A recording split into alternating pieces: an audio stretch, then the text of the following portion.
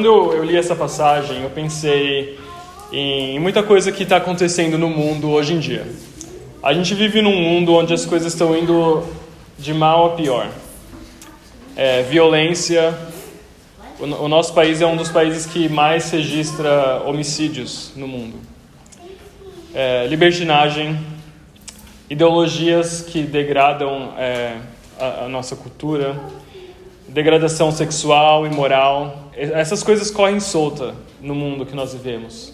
O mal parece que vai reinar sempre no mundo.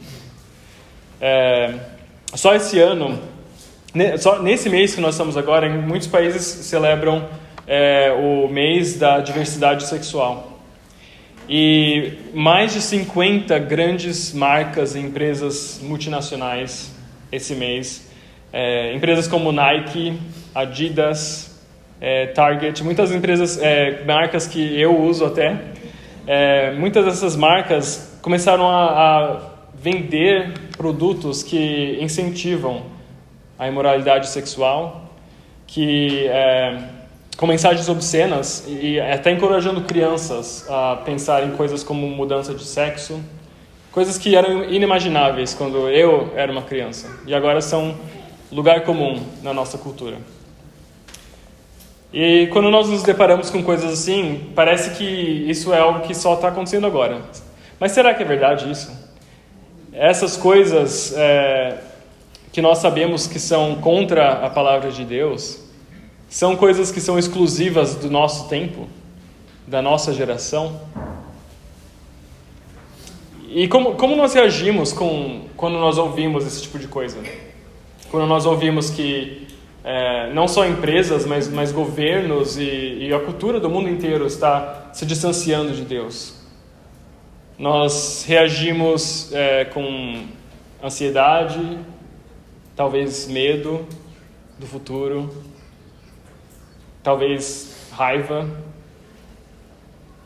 E se Deus falasse para nós que um dia Ele viria e Ele destruiria todas essas pessoas que estão fazendo esse tipo de coisa? Como você reagiria a essa notícia? Com alívio? Com celebração? Nas Escrituras nós vemos momentos em que Deus agiu em tempos que pessoas se distanciavam de Deus. A depravação humana sempre foi presente na história do mundo. E em alguns casos que nós vemos na palavra de Deus, essa maldade do povo era tão grande que Deus interviu com julgamento e destruição. Pense no dilúvio, o maior exemplo que nós temos de quando Deus agiu dessa forma. E na passagem que nós vamos ler agora, nós vemos uma cidade tão depravada que Deus decide destruí-la. E nós vemos um homem que tinha uma aliança com Deus, que reagiu de uma forma inesperada. Vamos ler essa passagem juntos. Gênesis 18, dos versículos 16 ao versículo 33. Nos capítulos anteriores, três homens misteriosos visitaram Abraão, e 2 desses homens foram para Sodoma. E agora nós vamos ver o que acontece. Versículo 16. Quando aqueles homens se levantaram dali, olharam para Sodoma, e Abraão ia com eles, para os encaminhar. O Senhor disse: será que eu devo esconder de Abraão o que estou para fazer? Visto que Abraão certamente virá a ser uma grande e poderosa nação, e nele serão benditas todas as nações da terra. Porque eu o escolhi para que ordene aos seus filhos e à sua casa depois dele, a fim de que guardem o caminho do Senhor, e pratiquem a justiça e o juízo, para que o Senhor faça vir sobre Abraão o que lhe prometeu. Então o Senhor disse: o clamor contra Sodoma e Gomorra tem aumentado, e o seu pecado é gravíssimo. Descerei e verei se de fato o que tem praticado corresponde a esse clamor que veio até mim. E se este não for o caso, eu ficarei sabendo. Assim, aqueles homens partiram dali e foram para Sodoma. Mas Abraão ainda permaneceu na presença do Senhor. E aproximando-se, Abraão perguntou: será que vais destruir o justo com o ímpio? Se houver por acaso 50 justos na cidade, ainda assim destruirás e não pouparás o lugar por amor dos 50 justos que nela se encontram? Longe de ti fazeres tal coisa, matar o justo com o ímpio, como se o justo fosse igual ao ímpio. Longe de ti. Será que o juiz de toda a terra não faria justiça?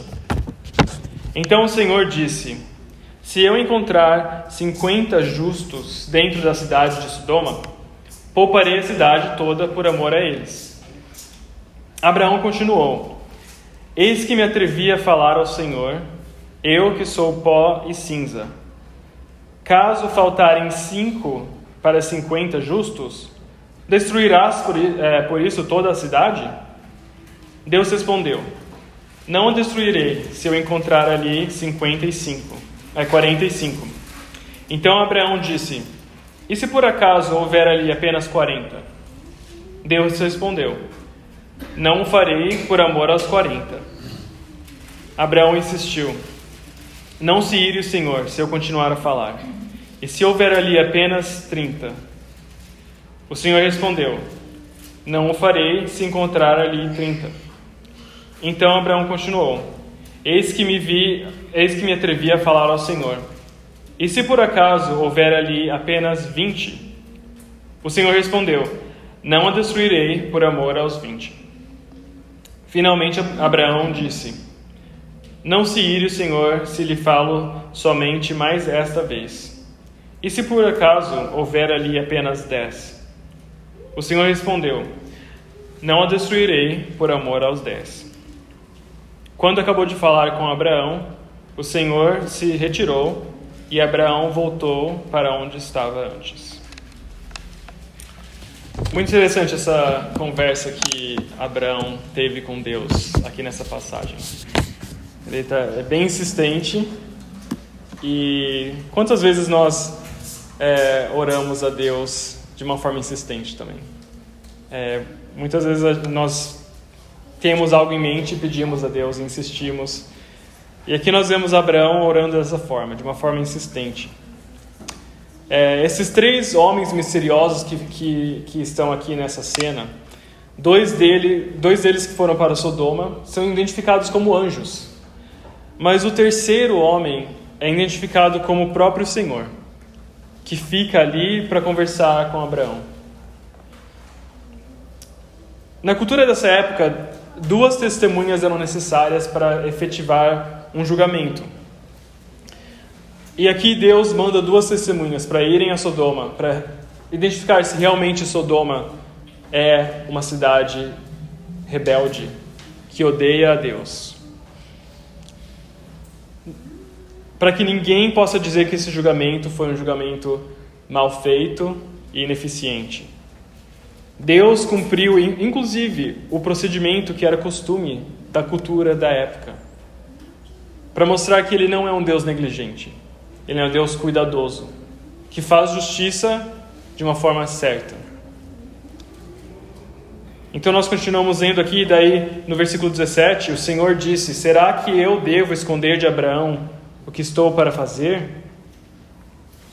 Deus viu Abraão como um amigo com quem ele pode contar os planos dele, um amigo com quem ele tem um acordo, uma aliança, um amigo com quem ele pode conversar, e um amigo a quem ele ouve.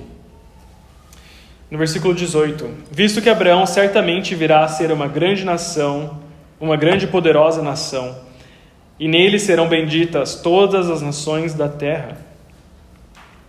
Deus havia feito uma promessa a Abraão, que dele viria uma grande e poderosa nação, e que através da família dele, dos descendentes de Abraão, todas as nações do mundo seriam abençoadas, inclusive a nossa nação agora. Deus é fiel à sua promessa que ele fez a Abraão. Deus preservou Abraão e a sua família, e ele usou essa família para abençoar todas as nações do mundo.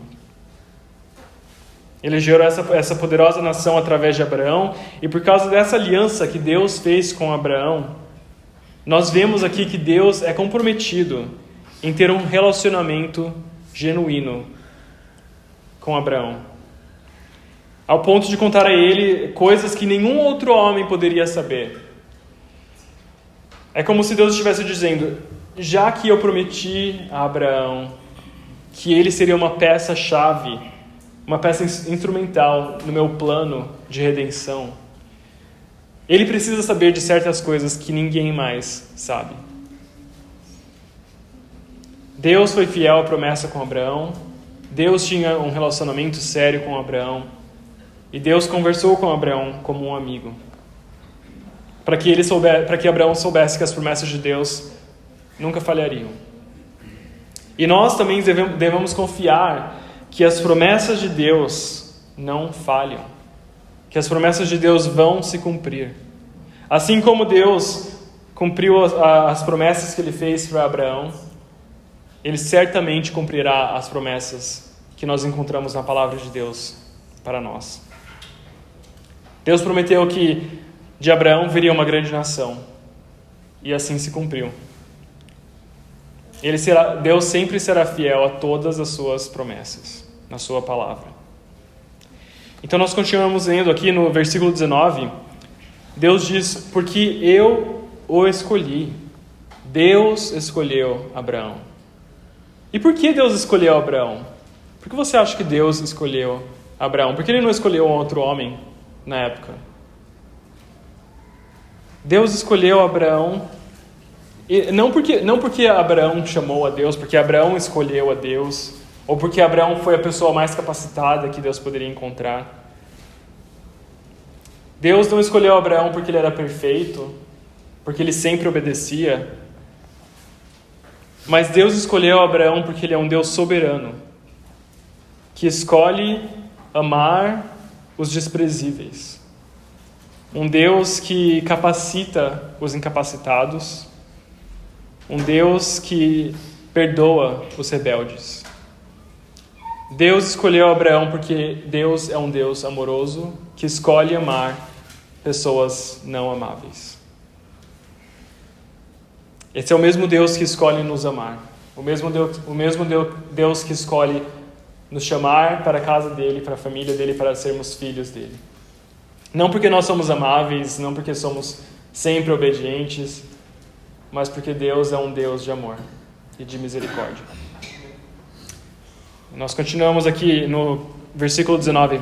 Porque eu o escolhi para que ordene aos seus filhos e à sua casa depois dele, a fim de que guardem o caminho do Senhor.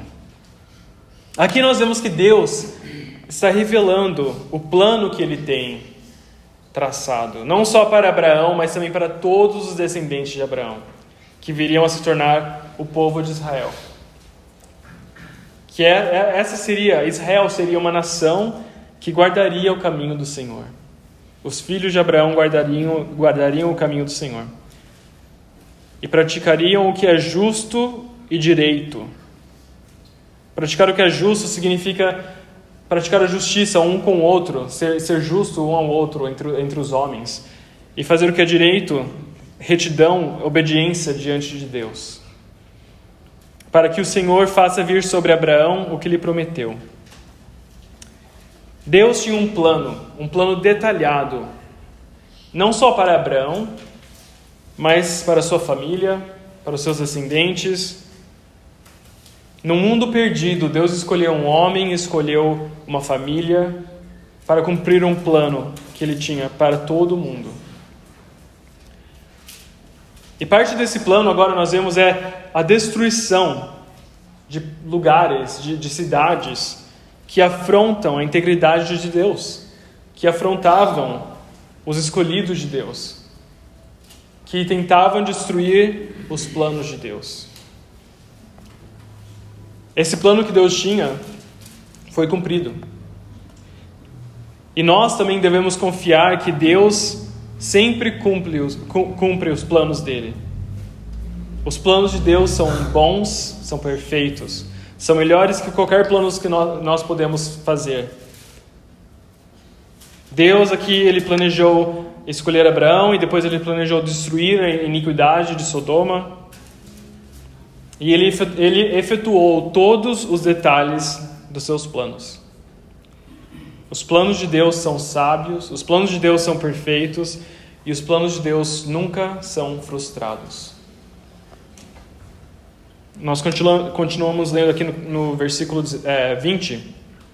Então o Senhor disse: o clamor contra Sodoma e Gomorra tem aumentado, e o seu pecado é gravíssimo. A destruição dessas cidades aqui é totalmente justificada. O pecado deles era gravíssimo. E por causa da maldade descontrolada dessa cidade, Deus precisava agir. A decisão de destruir essa cidade foi tomada com um exame cuidadoso de Deus. Ele olhou as evidências, ele viu que realmente essa cidade era rebelde, era uma cidade onde o mal corria solto. E Deus diz no versículo 21, descerei e verei se de fato o que tem praticado corresponde a esse clamor que veio até mim. E se for o caso, eu ficarei sabendo. Aqui, interessante, Deus diz, descerei e verei. Por que será que Deus diz isso? Por que será que Ele diz que Ele descerá para ver? Será que Deus não pode ver de onde Ele está, no céu? Deus não está em todo lugar? Deus não sabe todas as coisas?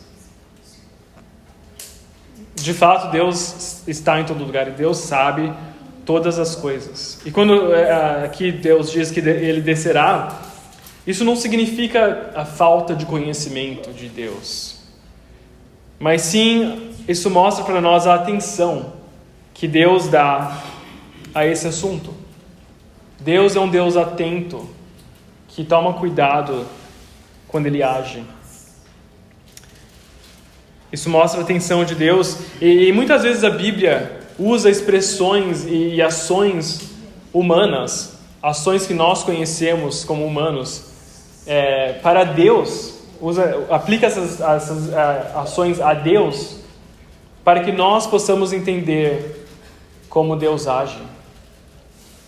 Deus não precisa descer para ver o que está acontecendo em Sodoma, mas isso mostra para nós a atenção que Deus dá a essa situação. Ele se empenhou, ele deu atenção a essa situação. Deus nunca é imprudente em seu julgamento. E Ele fez isso porque Ele sabia que a justiça precisava ser feita. Deus é um Deus de justiça. E Deus sempre faz que a justiça seja feita. A justiça de Deus é perfeita. E ela nunca falha.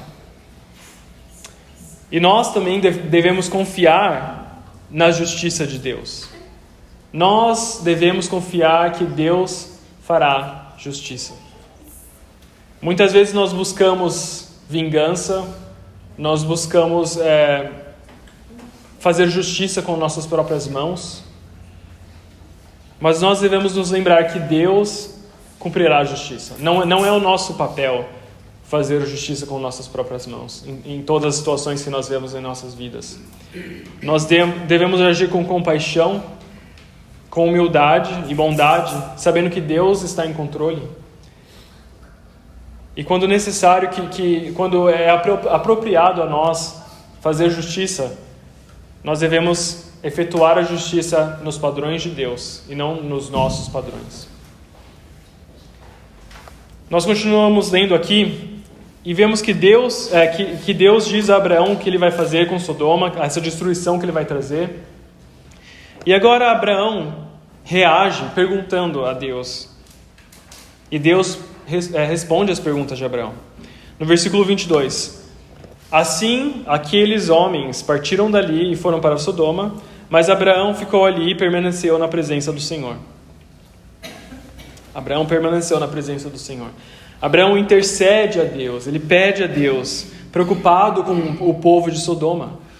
Abraão não reagiu com raiva desse povo.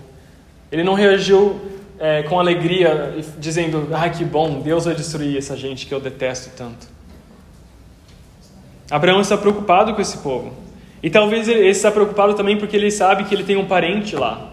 Ló está lá. A família de Abraão está lá. Então a intercessão de Abraão por essas cidades gentias também mostram a nós que Abraão está preocupado com o chamado que ele tem de ser um veículo de bênção para todas as nações do mundo. Essas nações aqui, essas cidades, Sodoma, Gomorra, essas cidades não têm uma aliança com Deus. Elas não conhecem a Deus. Eles são gentios. E Abraão sabe que ele tem um chamado para que a família dele abençoe todas as nações do mundo. Então ele se preocupa com eles. Ele se preocupa com essas pessoas, mesmo eles estando distante de Deus. E Abraão pergunta a Deus se ele irá julgar até os justos que moram nessa cidade, junto com os ímpios. Abraão, de uma certa forma, que ele confronta Deus. Quantos de vocês aqui já começaram no emprego novo? E no começo, quando você vê o seu chefe novo, você trata ele com todo respeito, com todo cuidado. A empresa pode estar caindo aos pedaços, mas você vê o chefe e você diz: bom dia, senhor. Que empresa maravilhosa que o senhor tem aqui. Que bom que é trabalhar aqui. Mas aí o tempo passa e você começa a sentir mais seguro no seu cargo, no seu emprego. Você começa a pegar mais intimidade com esse chefe. Aí ele chega lá na empresa e você fala: seu Zé, vem aqui. Essa empresa aqui está um desastre. Você precisa fazer alguma coisa porque as coisas não estão indo bem. E se eu fosse seu chefe, eu ia ter que te demitir. Às vezes você chega num nível de intimidade com seu chefe assim que você se sente à vontade de fazer brincadeiras e confrontar até o seu chefe. E aqui Abraão se sentia seguro na aliança que ele tinha com Deus. Ele se sentia próximo de Deus. Aqui a passagem diz que ele se aproximou, ele chegou perto de Deus. Como um amigo se aproxima de um outro amigo para conversar com ele. Sem receio, ele faz perguntas. E note que Deus não repreende Abraão.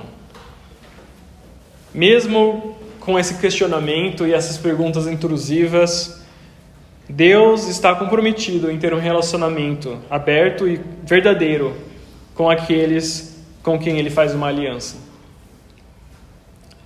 E Abraão diz no versículo 25: longe de ti fazeres tal coisa, matar o justo com o ímpio, como se o justo fosse igual a ímpio. Longe de ti. Será que o juiz de toda a terra não faria justiça? Aqui parece que Abraão está tentando ensinar a Deus sobre o caráter de Deus. Dizendo a Deus: será que o juiz de todo mundo não faria algo assim? Deus prometeu que ele protegeria a família de Abraão. Deus prometeu que ele abençoaria a família de Abraão. E Abraão sabe que ele tem família, que ele tem parentes nessa cidade que Deus irá destruir. E ele sabe que esse parente que ele tem não é tão perverso e tão mau quanto todos os outros habitantes de Sodoma. E Abraão se pergunta: será que ele vai proteger os justos de Sodoma? Será que meu parente será salvo? Então Deus responde a Abraão: se eu encontrar 50 justos dentro da cidade de Sodoma, eu pouparei a cidade toda por amor a eles. Deus faz um acordo aqui com Abraão, que se ele encontrar alguns justos, ele poupará a cidade. E esse tipo de acordo que Deus fez se repete várias vezes no Antigo Testamento. Nós vemos em Jeremias 5, em Ezequiel, em Isaías, Deus falando que se ele encontrasse justos no meio de uma população iníqua, ele salvaria toda aquela população, pelos justos que estão lá. Que se ele encontrasse um justo sequer, ele não destruiria esses lugares. Porque Deus é sempre justo e sempre misericordioso. E Deus aqui ele coloca na balança tanto o apelo de Abraão por essas pessoas perdidas, quanto o apelo pela maldade, pela gravidade do pecado de Sodoma. Deus pensa na misericórdia e na justiça. A misericórdia e a justiça devem ser cumpridas. Esses são dois atributos de Deus. Deus é um Deus misericordioso e Deus é um Deus justo. E nós precisamos entender a gravidade do pecado. Nós precisamos entender a gravidade do mal, a necessidade por justiça. E só assim nós podemos realmente entender a glória da misericórdia de Deus. Se nós não vemos a gravidade do pecado, se nós não vemos a gravidade do mal, nós não vemos a grandeza da misericórdia de Deus. Quando eu fui para a faculdade, o meu curso era em design gráfico. E eu tive uma aula de desenho que eu gostei bastante. Quantos de vocês aqui gostam de desenhar ou fazer algum tipo de arte, alguma coisa assim? Acho que eu estou junto com as crianças aqui, né? Eu sempre gostei de desenhar, então para mim fazer essa aula foi algo que eu gostei bastante. E eles ensinaram uma técnica pra gente que se chamava chiaroscuro, que é claro e escuro. Que para você fazer um desenho mais realista e de qualidade, você tem que abusar no escuro, no traço escuro, para que o claro do papel se destaque. E eu tinha muita dificuldade nessa técnica. Eu sempre fazia traços muito claros, então não existia contraste entre o escuro e o claro. E os desenhos não ficavam assim tão realistas quanto eu queria que eles ficassem. E essa técnica é algo que me ensinou um pouco sobre o mal, sobre o pecado. Se nós não vemos a escuridão, a perversidade, a gravidade do pecado, quanto o pecado é algo que realmente é destrutivo, nós não vemos a luz, a clareza, a perfeição da bondade e da santidade de Deus. Esse contraste entre a escuridão do pecado mostra para nós a luz da santidade de Deus. E é necessário para nós vermos e apontarmos o pecado onde ele aparece. Entender que o pecado deve ser julgado, que Deus vai lidar com o pecado. Abraão aqui continua questionando a Deus. Ele diz no versículo 27: Eis que me atrevi a falar, e o Senhor me atrevi a falar ao Senhor, eu que sou pó e cinza. Abraão entende que ele é pó e cinza, ele é só uma pessoa. E que essa é uma atitude ousada, questionar a Deus. Mas por causa dessa aliança que ele tem com Deus, ele se sente livre para conversar francamente com Deus. E por causa dessa aliança, Deus é misericordioso e paciente com Abraão. E ele permite que Abraão converse com ele. Ele permite que Abraão pergunte a ele. E nós vemos aqui, Abraão continua perguntando, se tiverem 50, o Senhor não destruirá a cidade por causa desses 50? E Deus diz que sim, 45, e 40, e 30, e Abraão continua. A lição aqui é que Deus não vai destruir a cidade se ele encontrar justos nessa cidade. Deus deixa claro que se tiver justos nessa cidade, a misericórdia de Deus vai se mostrar e Deus vai salvar esses justos.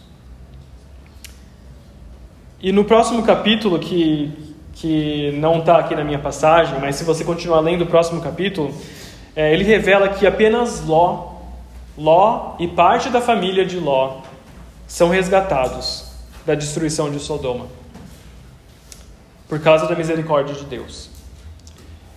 Comparado ao povo de Sodoma, Ló era um homem justo. E nós até poderíamos dizer que Ló vivia com retidão diante de Deus. Mas será que aos olhos de Deus, Ló e a família de Ló realmente eram retos, justos, obedientes?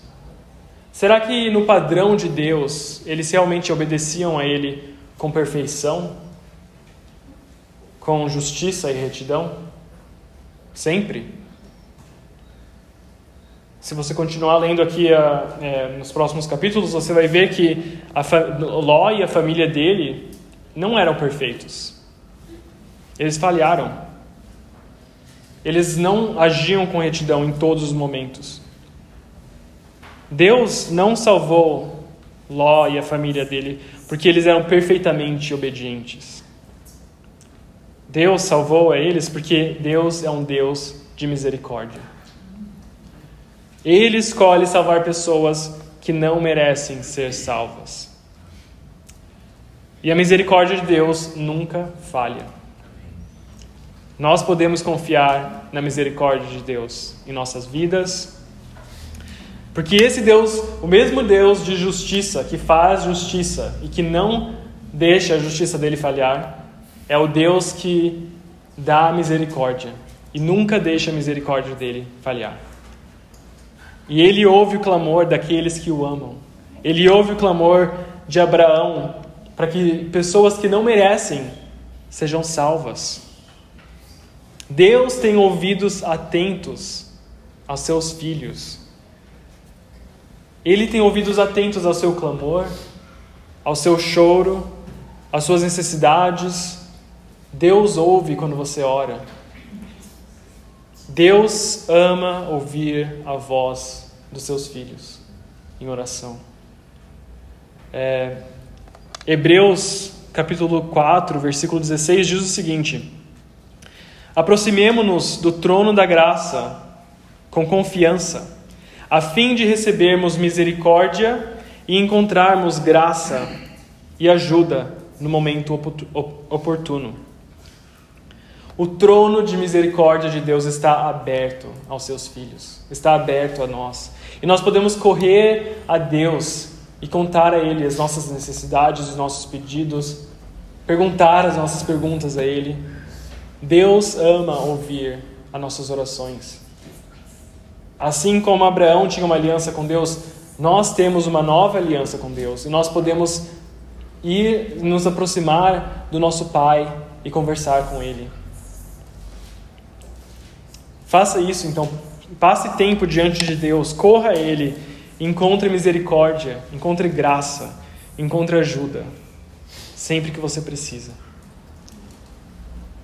Abraão continua aqui nos números e ele chega até 10 justos. Ele pergunta: se tiverem 10 justos nessa cidade, o Senhor os resgatará? E será que Deus encontrará esses 10 justos nessa cidade? Será que Deus encontrará um justo sequer? Embora nesse contexto nós vemos que justo se refere a alguém que obedeça a Deus, nós sabemos que na verdade não há ninguém que possa se chamar verdadeiramente justo. Não há ninguém no mundo que possa se chamar verdadeiramente alguém que sempre obedece a Deus com perfeição. Ninguém além de Jesus. Somente Jesus. E por causa da justiça de Cristo, Deus poupa os injustos no mundo e os declara justos.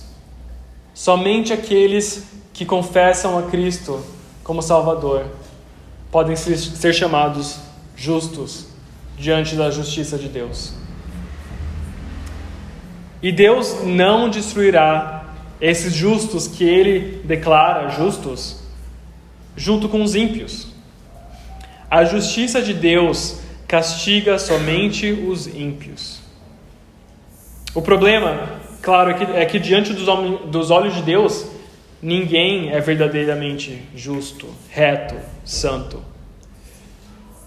Mas Deus mandou o Filho dele, Jesus Cristo, que sofreu o castigo que nós merecíamos pelos nossos pecados. E por causa do sacrifício de Jesus, todos que creem nele são declarados justos, retos e santos. E tenho certeza de que a justiça de Deus foi satisfeita em Cristo. Nós podemos dizer: Deus fez justiça na minha vida. Deus fez justiça com os meus pecados em Jesus. E também Deus efetuou a misericórdia dele na minha vida, a me salvar. A justiça de Deus e a misericórdia de Deus realmente são mostradas a nós em Cristo. E no Novo Testamento nós vemos que Jesus faz uma referência a essa passagem aqui que nós estamos lendo em Gênesis. No capítulo 10, em Mateus capítulo 10, Jesus disse aos seus discípulos para proclamar o evangelho aos judeus. No capítulo 10, versículo 6, ele disse: procurem as ovelhas perdidas da casa de Israel. Pelo caminho preguem que está próximo o reino dos céus. Jesus viu semelhanças entre o mundo de Sodoma, o mundo de Gomorra e o mundo dele.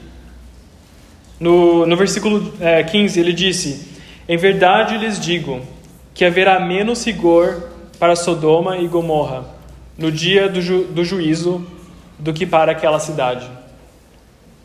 Ele viu semelhanças entre Sodoma e Gomorra com as pessoas nos dias dele. Você vê semelhanças entre o povo de Sodoma e Gomorra com os dias de hoje? Nós vemos muitas semelhanças. As coisas que aconteciam lá estão acontecendo no mundo de hoje também.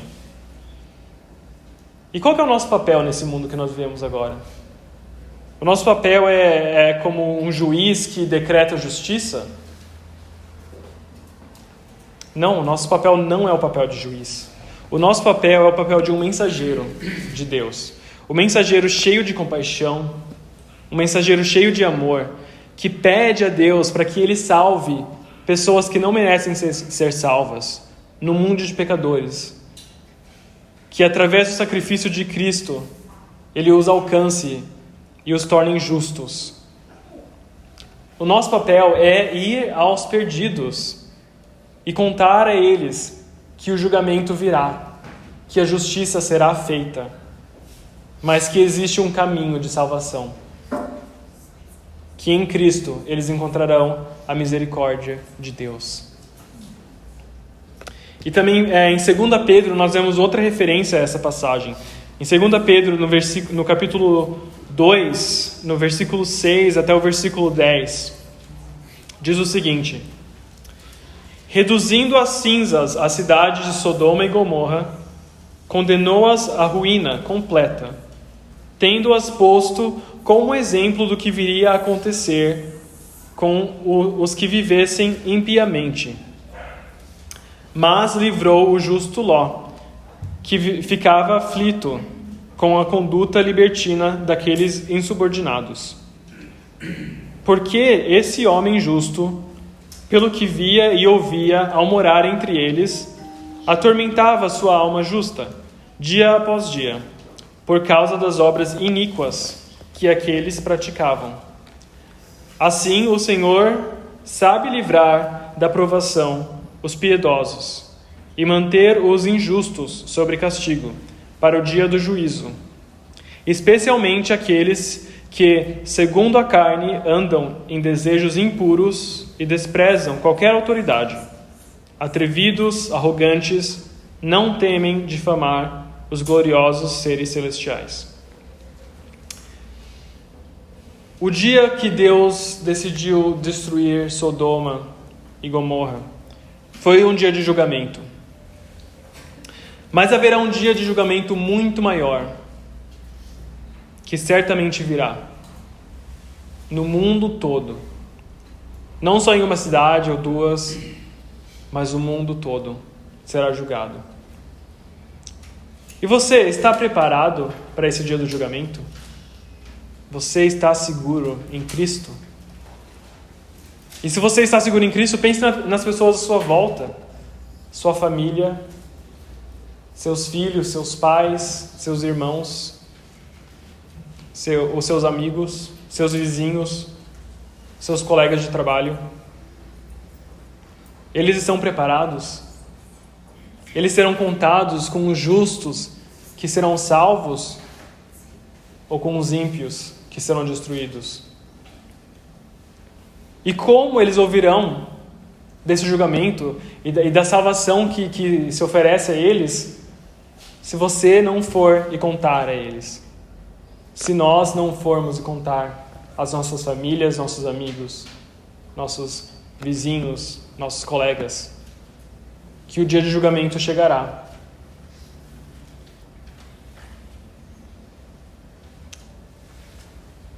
Nós temos que fazer isso, nós temos que ir a eles com amor, com misericórdia e compaixão, dizer que haverá um julgamento, a justiça de Deus será satisfeita, mas também a misericórdia. E o Deus misericordioso oferece a nós salvação em Cristo. E no dia do julgamento, todos aqueles que estão seguros em Cristo serão contados como justos e serão salvos. Vamos orar? Senhor Deus, nós te louvamos porque o Senhor é um Deus que é sempre fiel ao seu caráter. Um Deus que é sempre justo. Nós não precisamos nos preocupar com as injustiças do mundo, porque nós sabemos que o Senhor sempre fará que a justiça seja feita. E o Senhor também é um Deus misericordioso, que nós podemos experimentar a sua misericórdia em nossas vidas. Nós também pedimos para que o Senhor estenda a sua misericórdia à vida das pessoas à nossa volta. E que o Senhor nos use como mensageiros do Evangelho para alcançá-los com o amor de Cristo.